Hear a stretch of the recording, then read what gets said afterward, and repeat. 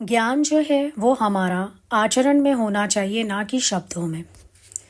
अभ्यास के बिना कुछ उपलब्धि नहीं हो सकती।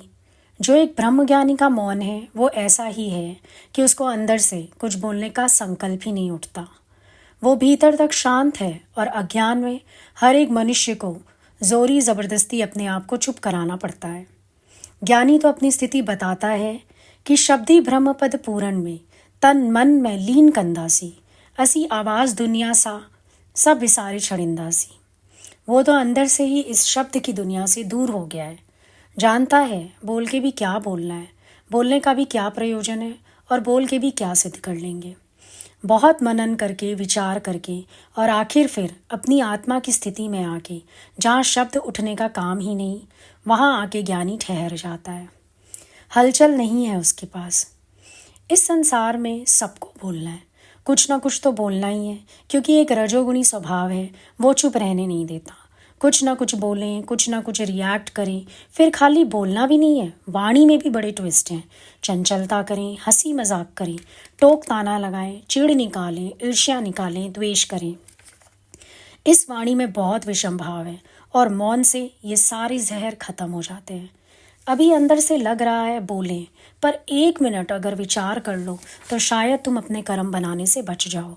1 मिनट अगर विचार कर लो तो शायद तुम्हें लगे कि बोलने की तो आवश्यकता ही नहीं है।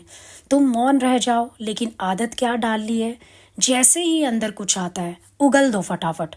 कोई विचार आया उगल दो, कोई बात आई निकाल दो उसको, कोई बात आई किसी की निकाल दो फ्रस्ट्रेशन। अब ना भगवान याद है तुम्हें, ना अपना आत्मस्वरूप याद है, ना अपने को परखते हो। ऐसे ही अज्ञान में सब चलते जा रहे हो, चलते जा रहे हो। चाहे अभी ज्ञान भी सुन लिया है तो भी तुम अपने को देखोगे तो तुम्हारी वाणी में अभी भी ठहराव, स्थिरता, धीरजता, कोमलता, ये सब तुम्हें बहुत कम मिलेगा। अधिकतर समय तुम्हारे पास है ही रजोगुणी वृत्ति। वाणी से भी रजोगुणी हो, चलती रहती है जुबान सारा दिन। कुछ ना कुछ बोलें, कुछ ना कुछ बोलें, कुछ ना कुछ टोक लगाएं, कुछ ना कुछ रिएक्ट करें। चुप तो तुम रह ही नहीं सकते। जब गूंगा अपनी सृष्टि इतनी अच्छी चला सकता है तो हम लोग क्यों नहीं चला सकते। ज्ञान के बाद भी सारा दिन ज्ञान बोलने में भी कर्म बन रहा है और बहिर्मुखता तो है ही। चीज़ों को आप अपने एक्शन से और अपने इग्नोरेंस से सॉल्व कर सकते हो, पर आपको लगता है आप बोलोगे ना तो आप ज्ञानी सिद्ध हो जाओगे। पर ज्ञानी को देखो, वो हमेशा इतना बोलता भी नहीं है। कुछ चीज़ों को अपने एक्शन से भी सिखा देता है और मौन में भी सिखा देता है। ये अपनी सावधानी हमें होनी चाहिए। ज्ञान के पीछे भी अज्ञान छिपा हुआ है। हर वक्त ज्ञान का शो ऑफ, ये भी तो अज्ञान है। हमें हर समय ज्ञानी बन के क्यों दिखाना है। हमारा आदर्श मौन में भी तो प्रकट हो सकता है ना। ज्ञान को और मूर्ता को, दोनों को डिफ्रेंशिएट करना आना चाहिए। कभी कभी एक्सेस में बोले जाने वाले ज्ञान भी मूर्ता की तरफ ही इशारा करते हैं। कितनी बात की आवश्यकता है भाई, कहाँ पर बोली जानी चाहिए ये तुम्हें पता होना चाहिए। हम सोचते हैं हर वक्त हम ऐसी भाषा बोलेंगे ना तो इम्पैक्ट अच्छा पड़ेगा। नहीं, इम्पैक्ट ख़त्म हो जाएगा। ज्ञानी को बात करनी भी आती है और किस बात को कैसे और कब करना है वो भी आता है। जहाँ सरल शब्दों का इस्तेमाल करना है वहाँ कठिन भाषा बोलकर क्या करना है। बात समझाने से मतलब है ना, बात को बढ़ावा देने से क्या मतलब है। ये वाणी का विकार है कि आप शब्द बांधते हो।